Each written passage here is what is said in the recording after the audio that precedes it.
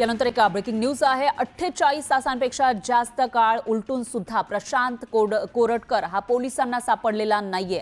छत्रपती शिवाजी महाराज संभाजी महाराज यांचा अपमान करणारा प्रशांत कोरटकर पोलिसांना सापडलेला नाहीये। कोल्हापूर नागपूर पोलिसांच्या शोध मोहिमेला अजूनही अपेक्षित यश आलेलं दिसत नाहीये। प्रशांत कोरटकर मध्य प्रदेशातील इंदूर बालाघाटमध्ये लपला असल्याची माहिती आहे। तर नागपूर पोलिसांचं एक पथक बालाघाट आणि कोल्हापूर पोलिसांचं पथक नागपूरमध्ये शोध मोहीम राबवत आहे। प्रशांत कोरटकरला अटक न केल्यास गनिमी काव्यानं आंदोलनाचा इशारा सकल मराठा समाजानं दिलाय।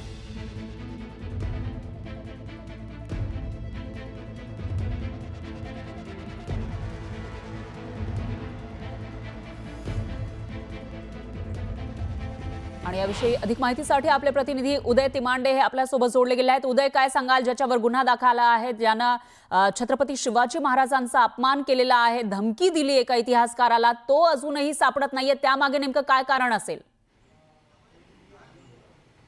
फरा अगदी खरा आहे। महाराष्ट्राच्या अस्मिता असलेल्या शिवाजी महाराजांबद्दल अपशब्द काढलेला प्रशांत कोरटकर 72 तासांपेक्षा अधिकचा वेळ होऊन देखील पोलिसांना सापडत नाहीये। त्यामुळे आता पोलिसांच्या कार्यप्रणालीवर आणि शोधण्याच्या मोहिमेवर जे आहे ते प्रश्नचिन्ह निर्माण केले जात आहे। कारण मंगळवारी आपण पाहिलं होतं की प्रशांत कोरटकर हा दिवसभर नागपूरला होता, मात्र नागपूर पोलिसांना जे आहे ते प्रशांत कोरटकर यांना अटक करण्यात सारस्व दाखवलं नाही। परिणामी पोलिसांच्या हातावर तुरी देऊन जे आहे ते प्रशांत कोरटकर राज्यातून पळून जाण्यामध्ये यशस्वी ठरलेला आहे। जी माहिती समोर येते त्या माहितीनुसार इंदोर येथे जे आहे ते प्रशांत कोरटकर हा थांबलेला आहे। मात्र नागपूर पोलिसांचं एक पथक जे आहे ते बालाघाटच्या दिशेने गेलेलं आहे, कारण नागपूर पोलिसांकडे इनपुट आहे की तो बालाघाटला आहे। मात्र हे पथक पोहोचून देखील 24 तास झालेला आहे। कोल्हापूरचं पथक नागपूरमध्ये येऊन 24 तासापेक्षा अधिकचा कालावधी झालेला आहे। हे सगळं झाल्यानंतरही अद्यापही प्रशांत कोरटकरला पकडण्यात कोल्हापूर पोलीस आणि नागपूर पोलिसांना अपयश येत आहे किंवा त्याच्यापर्यंत पोहोचण्याचा कुठलाही सुगावा जो आहे तो अजूनही पोलिसांच्या हाती लागलेला नाही आहे। त्यामुळे बाकी वेळी जे आहे ते पोलीस कार्यक्षम असतात, मात्र प्रशांत कोरटकरच्या बाबतीत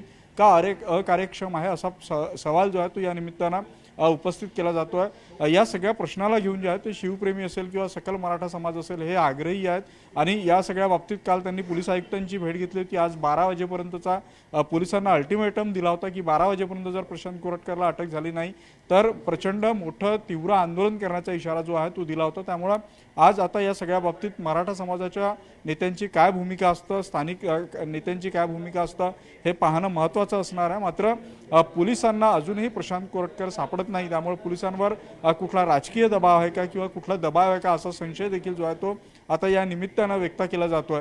पोलिसांचा दावा आहे की लवकरात लवकर प्रशांत कोरटकर हा त्यांच्या ताब्यात असेल, मात्र तो कधी असेल या प्रश्नाचं उत्तर पोलिसांकडे देखील नाही आहे आणि प्रशांत कोरटकरपर्यंत पोहोचण्याचा कुठला सुगावा तरी अद्याप पोलिसांच्या हाती लागलेला असं देखील ठामपणे म्हणता येणार नाही आहे। निश्चितच, त्यामुळेच एकूणच असं म्हणता येईल की आता काही नवीन पद्धतीनं त्याचा शोध घेतला जातो का ते बघावं लागणार आहे आणि प्रशांत कोरटकर कधी सापडणार तेही बघावं लागेल। दरम्यान उदय, धन्यवाद तुम्ही दिलेल्या या सविस्तर माहितीसाठी।